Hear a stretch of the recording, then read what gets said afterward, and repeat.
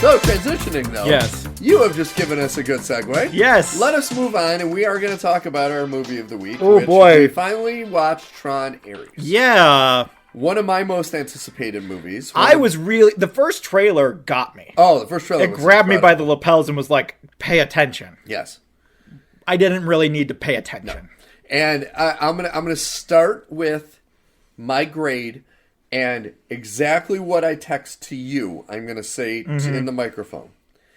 I give it a D. Yes. I loved the special effects and I liked the story. The only problem with the movie was the directing, the acting. And I mean, pretty much everything else was terrible. And Jared Leto. Yeah, it's a D- for me. I can't give it a full fail because there were elements of it that I did enjoy, but it's really bad. It's the thing. So I think the biggest thing for me was when, and granted, I want to put this up top. I've been in a fucking terrible mood. The Bills game was only part of it. There'd been other things, other catalyzing events. I've been in a terrible mood. And so coming into this movie, I was like, shit, I gotta watch Tron. And so I'm sitting here, and within the first 20 minutes, me and Kelly just keep pausing it and looking at each other and being like, so wait, what? Explain this to me again, because I can't be hearing you correctly. So you have these two rival video game companies, and now they've both gone into the weapons industry? Yeah. But they also still make video games. And they 3D print humanoids. With nothing. From nothing. Yeah. And with no explanation where the matter comes from, what it's made out of. And like, here's the thing that drives me nuts. Is instead of just doing so we're going to do a reverse digitizing. Yes. Like they did in the first Tron. Yeah. They are going to make it look like when you 3D print something and it's all the plastic around it and they have to break out of that. It's like, that's the dumbest fucking thing I've ever seen. I didn't mind that. I just wanted a throwaway line that explained where the matter came from. I would have taken a vat. Yeah. If there's just a vat attached to the device of carbon or something. Just give me something. You have so many stupid MacGuffins in this movie. Yeah. Give me something. I understand why they have like the art, because they really did make it like 3D printing. But as I told Kelly, 3D printers still make stuff out of things. Yes. It's not just magically here. It's not just lasers. We are too old for computers are magic. Yeah. You cannot have the answer be, but computers are magic. No! We're so far past that now. Yes. We can't go back to computers or magic. Getting to the very beginning. So the film automatically starts at a bad grade because they do the cardinal sin of they have a montage in the beginning of the movie explaining what's going on and explaining away the characters from the previous movie. That we actually cared about in the last movie. And so you're like, who are relevant to this movie. Yes. And should be here. Very relevant. But aren't. No. Mysteriously and weirdly not here. Yeah. On Earth, pointedly on Earth we find out, but not here. So we start with this montage, and then we meet Evan Peters. Yeah. And he's doing the whole, I'm a cool billionaire tech guy who keeps on complimenting how cool he is thing. And I'm just like, this writing sucks. Yeah. This writing is terrible. And then his mother is Gillian fucking Anderson for some reason. I'm like, what the fuck? What is happening? Wasted a great actor. That was the thing, is I'm looking at this cast list come up over this montage, and I'm like, this is a good cast.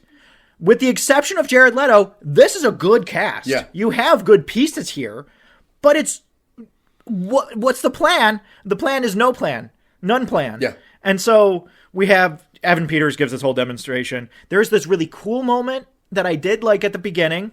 I jokingly said this is what hackers think patching looks like when they're writing code, which is that when he's creating Ares, yes, we see Ares fighting these guys, getting smarter and smarter. And so I'm like, I like that. that's a fun like intersplice of like Ares born, Ares being killed, code update. Kind of Ares born. Ares. Exactly. So we see the progression of Ares coming to form. Yes. Then we have this stupid presentation that Evan Peters gives. And this was the moment I was like, do we still make video games? Yeah. We made video. This was a company. You just told us that this was a company that made video games. Very specifically, you told us that this was a company that made electronics and video games. And so when did we get into the weapons industry? That's interesting. I don't know how that really transferred. I guess if you could have the guys that make Doom actually make you the BFG, I guess the military would be interested in that. You're not wrong. The funny thing is that his company is making weapons, and NCOM is trying to make like medicines and stuff. Yeah. So they've become this philanthropy instead of making video games. Like you said, it's like... But they still make video games. They still make video games. And it's just like, so wait, hang on a second. I'm confused. I don't understand how we got from point A to point B. There's also this moment where we're introduced to Eve, because of course the mother's name is Eve. Yeah. The main female character's name is Eve. She is the mother of this new creation and everything that's going on. Oh, wow. This is the most stupid, trite, once-over script I've ever seen. So Eve is now the head of NCOM. And Eve has this whole thing where she talks about, like, some people might be afraid of what this technology can do, but I'm not, because I think it can really benefit us in all these ways. And then later on in the movie, she says that Dillinger is bad because he'll do anything to get to the ends that he wants. I'm like, you said that, though. Yeah. You said that you were willing to play with this bad technology to get to the ends that you want. Yeah. And this isn't like a lesson moment where you pause and you say, oh, maybe I would. No. The very thing that you're saying makes him evil is the thing that you've also committed to. Well, and that is my least... When I say bad writing, I don't have anything against the actress. No, that played the lead. The actors couldn't have done anything with this. Her character was written so bad. Yeah. And then they had to put in that, like Disney and Marvel likes to do now. They're like, we got to put in some kind of something emotional.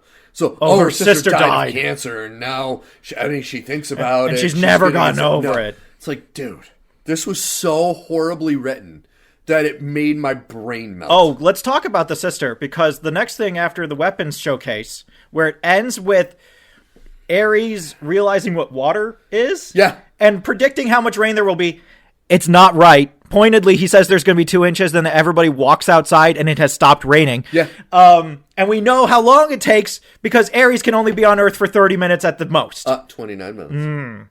And so... Rich. 29 minutes. What are you fucking doing? 30, 29 minutes and 35 seconds. Yeah, you douchebag. We meet Eve, and Eve is on the side of a mountain hacking into the grid so she can go to her sister's secret Alaskan mountainside lab that looks like it's somewhere in Antarctica but is actually in Alaska, and it has all of Flynn's old stuff. And she brought along this idiot who won't stop talking. Yeah, and it is frozen solid, but everything still works flawlessly. Yes. Like, it's all covered in snow and ice. Yeah. It's just like a plastic... There's almost nothing to this structure. Yeah. But everything is covered in plastic, so it's fine. It's 40-year-old technology because it is floppy disks. Oh, this is my favorite. This is my favorite thing, Steve, is that they reference floppy disks, and they're like, oh, we gotta go through all these floppies. And then, like, in 10 minutes, I don't know how long, I guess it's been, like, a few days, because the guy's like, I've eaten exactly 40 burritos. Can you believe I ate 40 burritos? When you have an idiot that doesn't know how to write a script, and it's like, if I have a computer hacker or computer genius, what do they eat? Burritos in the microwave. And then it's all he talks about. I started calling him Burrito because he didn't add anything to the plot, and I was just left being like, why is this guy here? He's not funny. He's not interesting. He's annoying. What is his job? Is he her assistant? What is his job? I don't understand what his job is. Exactly. Is he a love interest? What is his doing? I don't get it. So he's just a hanger-on, and Eve is going through these floppy disks, and she's like, I found it. And the MacGuffin, the permanence matrix, which is like, what the as soon as Evan Peters was like, I just need to find the permanence matrix and everything will be fine. I was like, this is bad. Yeah. This is really bad. So she finds the permanence matrix, which Flynn, I guess, wrote back in the 80s. Yeah. And it was a double helix before we had cracked the human The genome. human genome, exactly. So Flynn knew about double helix DNA strands and used it to create a new technology that could be stored on floppy disks.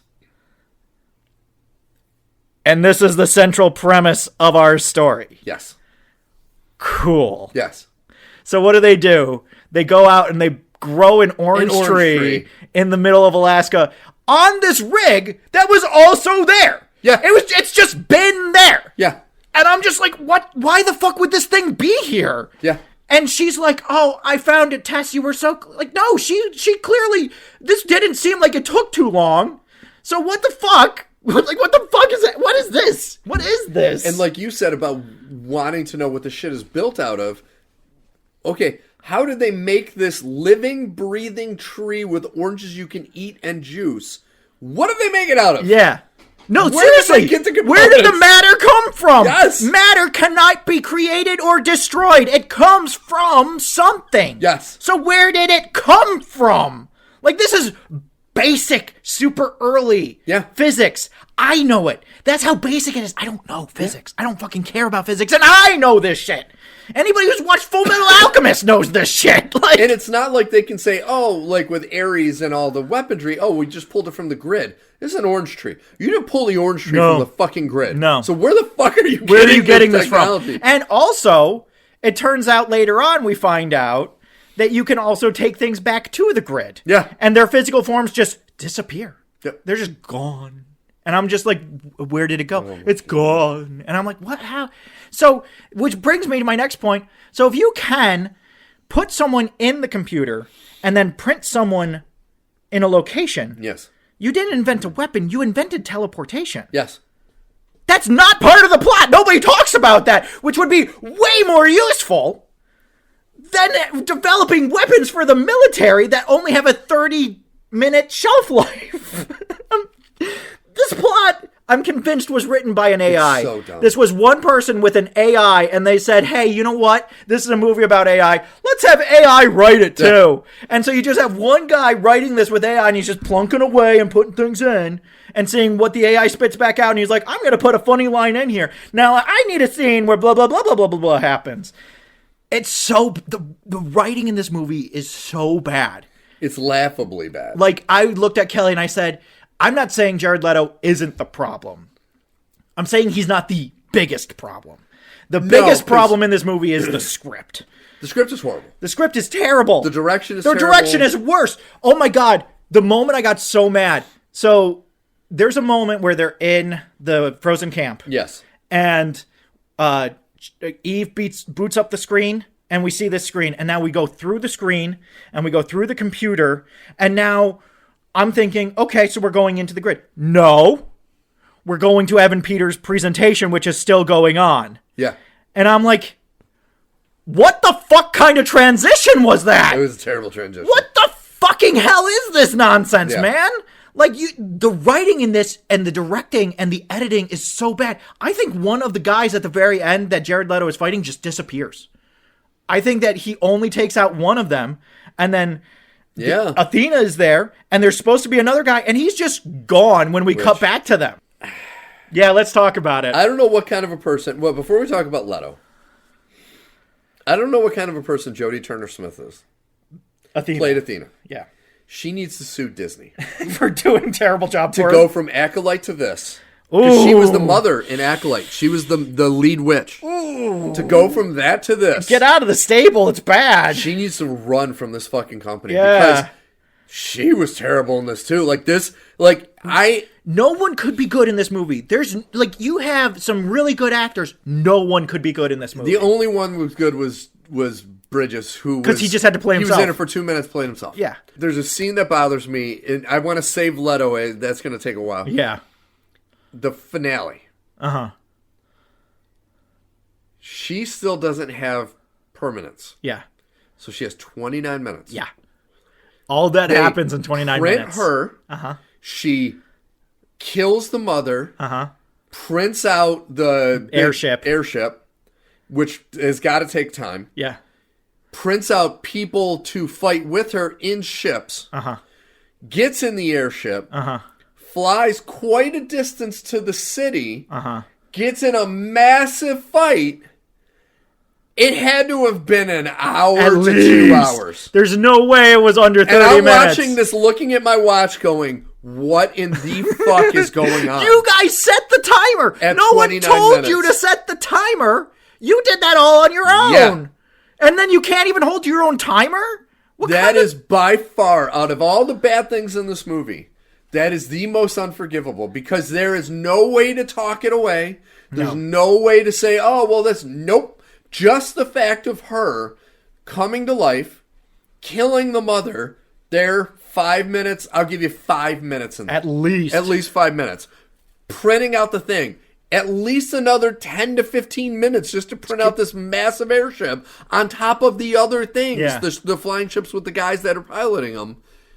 I mean, we're talking 29 minutes just there. And it wasn't exactly fast. No! It was, we see... It was a slow printing process. Well, no, I'm saying, like, okay, so let's say, because of the way that we see it cut in the movie, let's say that it takes about 5 to 10 minutes for all of it to happen. Yes. For her to be printed by herself, kill Gillian Anderson, and then start printing this big airship and have it be complete. Let's say that, let's be super generous and say it takes like 7 minutes, okay? So now we're down to about 22 minutes. She gets in this airship and she flies off with these 2 drones, which aren't drones, by the way, because they have other drones, but the programs themselves would also be drones by the nature of what a drone is. So I don't know how you also have drones. Anyway, you can tell that this was written by an idiot with a computer. We see several jets, fighter jets, come up and attack her. We see them going at speed. Yeah. She's going so slow. So slow. So slow. So slow. And so the idea that she's going to fly across the bay to the city and have any more than like maybe 10 minutes to accomplish this mission is insane. No, that finale was ridiculous. And then while she's in the city, it's like another 20 minutes on its own. Easy. So it's like, so she got to the city after being printed within 9 minutes. Yep. No, that didn't happen. It's ridiculous. That didn't happen. And it was like, at that point, I'm like, okay, the finale could potentially salvage some of this movie. Yeah. It made it worse. I wanted to like the last fight, but it wasn't any good. It just wasn't any good. Leto sucks. Leto is a terrible actor. We gotta go on to Leto. Leto fucking sucks. Like, again, he's terrible. Nobody can save this. There's no one who can give the soliloquy about Depeche Mode that he gives twice in this movie. Twice in this movie. There's no one. You could get Ryan Gosling. Ryan Gosling couldn't do shit with this dialogue. No one could do anything with this dialogue. It is so bad. The dialogue is awful, top to bottom. If it's not super redundant and cliche, it's so stupid. So astronomically stupid that at one point, Jared Leto becomes speechless trying to phrase his thoughts on Depeche Mode when he's talking to God, also known as the Dude, also known as Flynn. Yeah. And, like, when Flynn showed up, when we got to old 80s, that was another thing that drove me crazy, is that Ares is Pinocchio, right? He just wants to be a real boy. And for some reason, something about water and understanding the chemical composition of water wakes these people up and makes them go rogue. I don't get it, but it happens twice in the movie, so we have to assume that has something to do with it. It's never talked about. It's never even referenced, but it definitely happens twice. Leto wants to be a real boy. And so now his whole mission is about being a real boy, and he got really upset that his daddy said he was expendable, even though he's a program that can be reprinted anytime he needs. Oh no, oh woo, oh woo, oh woo, I want to be a real boy daddy. And I'm not kidding, that's the movie. Yeah. That's the entire movie. That's is Jared Leto complaining to people about how he wants to be a real boy, and people being like, but you're a program, and him being like, but I want to be a real boy.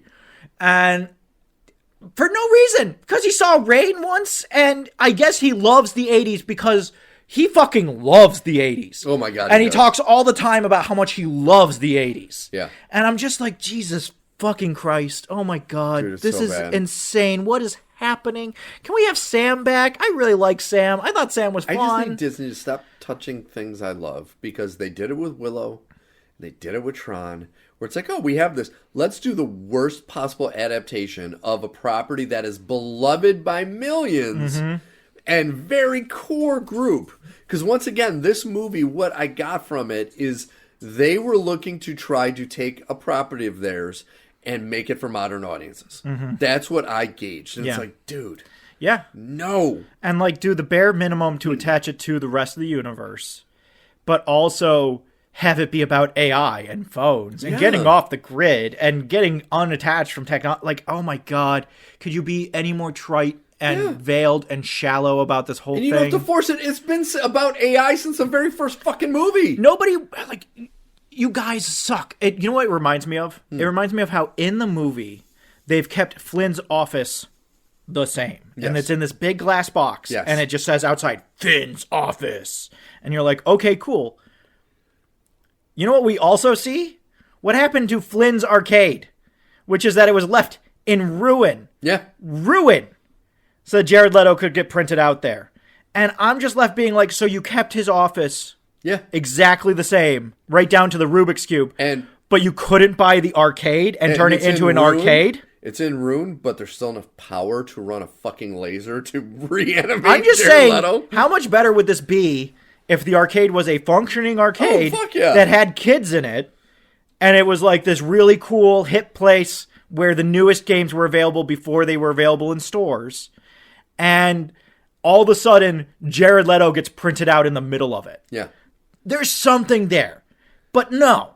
Instead, he gets printed out and he jumps on a motorcycle and he rides off. And wouldn't it have been great if they would have just repurposed like that hidden area down below as instead of going to Alaska, that's where she finds his shit. Yeah. And you know what? Flynn's apartment is kept in Flynn's apartment, and that's just where they hang out. Yeah. When they're not with fucking Hassan Minaj, who... His character, I just don't like. He's actually working on the next video game. He's like actually working for the company. I don't understand that whole part of that movie. It's like, why is that even? He does this weird thing where he's going to put on a cowboy hat and then his assistant takes it off right before he gets on stage. Yeah, like there's weird stuff supposed to be here, and you're like, what is going on? What's happening? And I like it. There were so many moments that's like you have this really cool visual. And it's fully ruined by everything else going on around it. Yes. I like the idea of the actual robot drones, not the program drones, going out through the city and creating these light lines. Yes. It never comes up. Nope. I like that they have a light cycle chase through a city. It doesn't make sense because it doesn't need to happen. It truly doesn't make sense that it happens at all. No reason to happen. Because they have jetpacks. Mm-hmm. So why not just ride jetpacks instead of trying to cut through traffic? Well, because we have to have this chase with these light cycles, and the light cycles are going to be running the whole time. No. Sometimes, sure, but not all the time. Is anything going to happen? Well, one car is going to flip over and someone definitely died in the accident, but no, that's going to be really about it. That's like the only thing that's going to happen. Yeah. Cool. So nothing matters. There's no conflict. There's no resolution. There's just nothing. Yeah. And then my own personal favorite, when we do go, we establish extremely late in the story that we can at any time scan people into the grid. Yes. A thing that definitely should have come up at some point earlier. During that sequence, I get it. Everything is squares, right? Including the water. The water is squares. Okay, cool.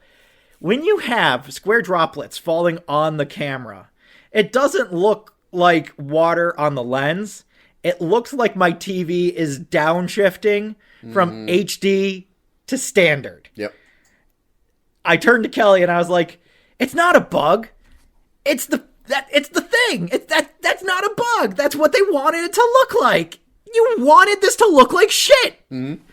What the fuck are you thinking?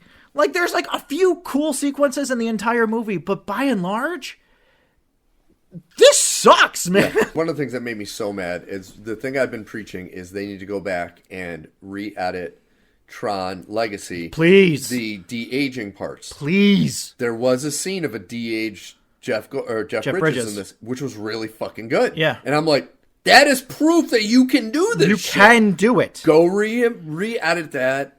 They're not going to do it now because this bombed. Yeah. I love what you said about, and I agree with you, that the whole storyline about them creating weapons is dumb as shit. Yeah. When in reality, the number one thing we're most afraid of nowadays is cyber warfare. So you can't tell me a better story would be having them digitize people, putting them in the grid who are hackers, and going through That would have been cooler. the internet, everything taking place on the grid. Because those were the best moments in the entire movie. Yes. Was when it was like, oh, they're hacking. And instead of it being do like fucking 90s hacking, it's like a little bit of that. But then you see these cyber warriors going in Yes. and getting into these fights. Exactly. Also, why did you hire Cameron Monaghan for like this weird cameo Yeah, and then that he's was killed and never weird. brought up again? I don't get it. That. But like, I that would have been so much cooler. Is like, oh, we're going to send SEAL Team 6 into the server. Yeah. And they're going to go get the data hardline. Yes. Okay, this is something. This is interesting. And have each country have a connection to the grid. Yeah. And then have it just be this like cyber world war or something. That would be fucking awesome. Yeah. No, they did something dumb. No. And I did see a video, and it was so sad. Mm-hmm. And I don't feel bad for him because I think Leto's a douchebag also, and he's also a terrible human being. Yeah. He went to, you know how the big thing now, they'll send an actor on the opening day to a movie to go to a theater and say hi to people. Yeah, yeah. He goes to this like 300 seat, there's maybe 40 people there. Yeah. He's like, hey everyone, just thank you. And they do the pan and there's nothing. And then all of a sudden a few people up here. I'm like, oh, that's gotta be the worst. Like, what? I have so many questions for the producers of this movie because all of the decisions at the end of the day Yeah. come back to them. Yes. This isn't some Spielberg that has like full carte blanche to do whatever he wants. This is some guy I've never heard of before. Yeah. And so you know that the producers had to have some level of control over the production of what was happening in terms of what the story was going to be, in terms of the editing. The directorial choices we can't take into account here, but like producer-wise, what the fuck? And especially when it comes to casting Jared Leto for a Disney project? Dude. What are you fucking thinking? I know supposedly this has been in the works with him for years, but you got to cut the cord at some point. Yeah. You got to understand how just awful he is. Yeah. No, he has not done anything in the last 8 years to re-endure himself to society. We all see him as the asshole from Suicide Squad. You know, I look at his Oscar and I'm like, my first thought is he would never get that. If Dallas Buyers Club came out this year, it's not getting nominated for an Oscar, and Jared Leto certainly isn't winning for it. Yeah. If anything, people are denouncing it and saying that it's tone deaf. And so, like, I look at Jared Leto and I'm just like, why? Yeah. Why, possibly why? Like, first off, I don't know what Garrett Hedlund is doing, but if he doesn't want to come back, you can just recast Sam. Garrett Hedlund right now is playing a part on that show Tulsa, the one with Sylvester Stallone.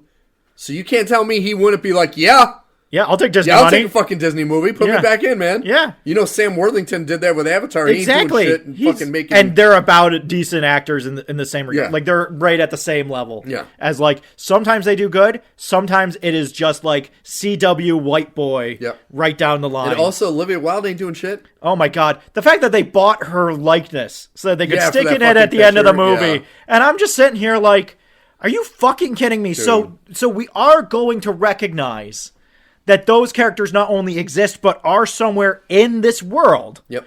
But that has nothing to do with the plot. It's never going to come up except as an Easter egg for other people who have seen the previous movies to get. And it's going to have no impact on any of the story or characters. Yeah. That's fucking crazy. And you get rid of the main lead by saying, oh, he gave up his ownership for no reason. Yeah. Like, they don't give a reason. He's just like, he just stepped away. He just stepped down.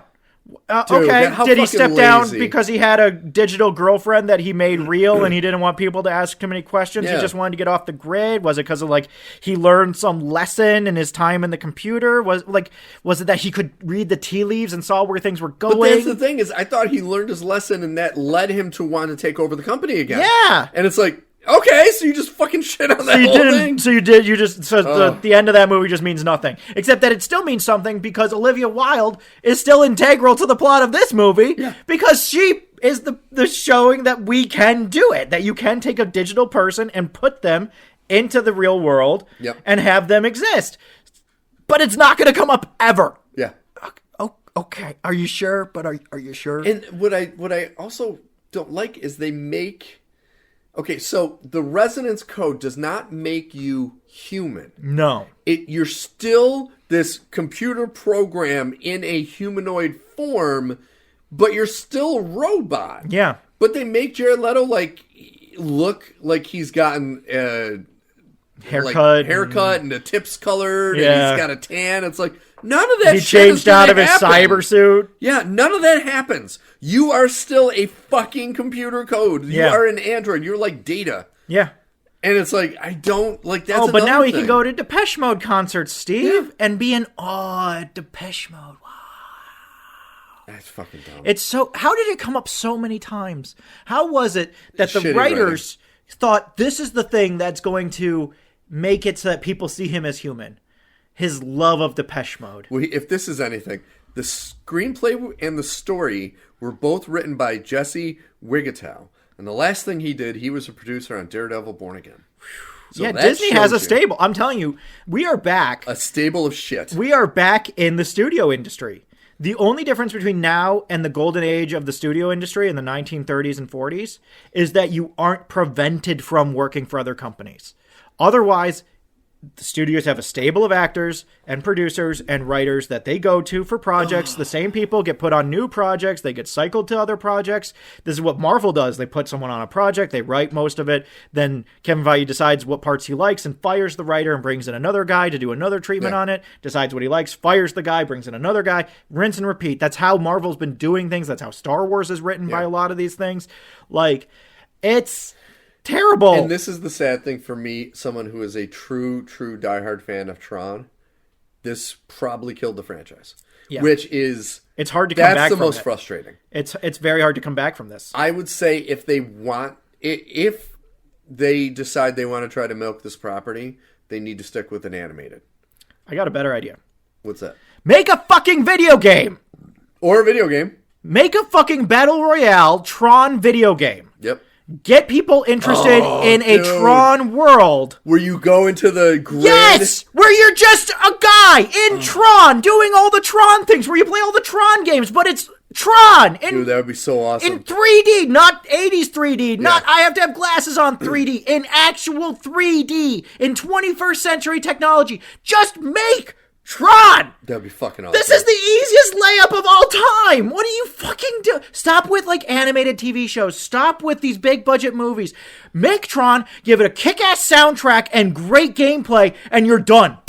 I'm out. That's it. That's all I needed. Establish a new world in Tron. If you want to have some mythology, bring in some people to write some mythology for Tron. Not the writers of this movie, though.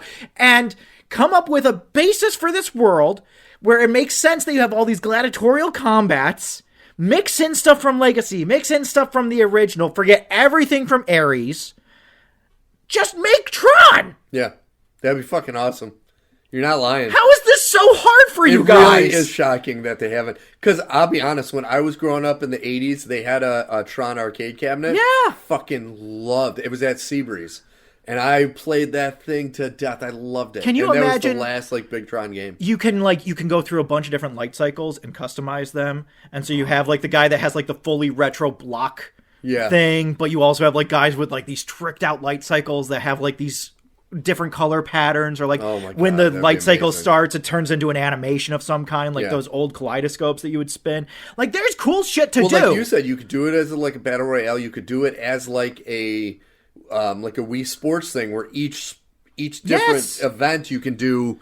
Oh, dude, that'd be awesome. You can do a trading thing where you have a gladiator that you train up, and you have to be you can be proficient at various things, and that makes some of the games easier, some of the games harder. You're either a good pilot, so you can drive things really well, but you're not good at hand-to-hand combat. So when you get into hand-to-hand combat, you have to come up with other ways to account for your inabilities there. Good. There's cool shit to do, and you're just not doing it. That'd be amazing. I don't get it. This is the easiest layup of all time. Yeah.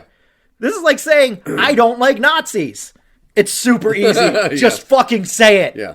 No, that would be amazing. I would buy that game. Buy the shit out of that game. Yeah.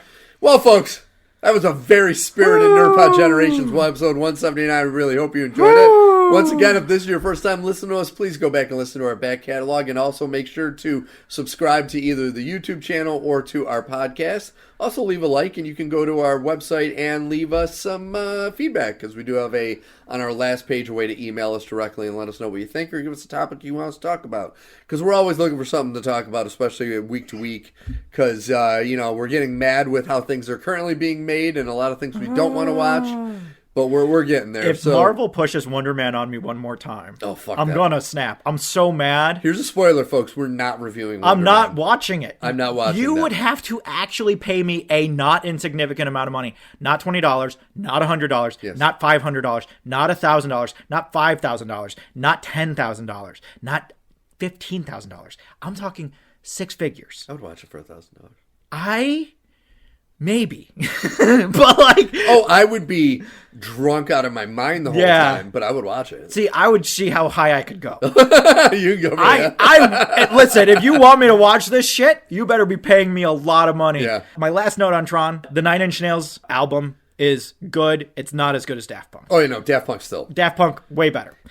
It will come, I think, in the future, it will come out that people have underplayed Tron Legacy and how great it is. I think so, too. Movie, soundtrack, everything. I think so, too. Spectacular. I think so, too. Yeah. I think it's going to be a cult classic. So, Al, who does our artwork and our music? Our art is by Kortney Howell. Our music is by Brendan Williams and James Connolly. I am Alfred Jutsum. And I'm Steve Taylor. I'm so tired. Yes. Texans, I swear to God, we can call everything even if you fucking win today. That's all I need you to fucking do. Get it done. I don't think the game has started yet. It won't start. Not until it doesn't start until 3. Yeah, it's going to all right, start in folks. about Well, 30 next minutes. week you'll hear our complaining and about everything. Oh, God. Well, depending on how the Bears game goes, too. But Yeah, I don't yeah. have highest of expectations. We're going to see how everything goes Yeah. today. Have All right, a great folks. week, friends and enemies.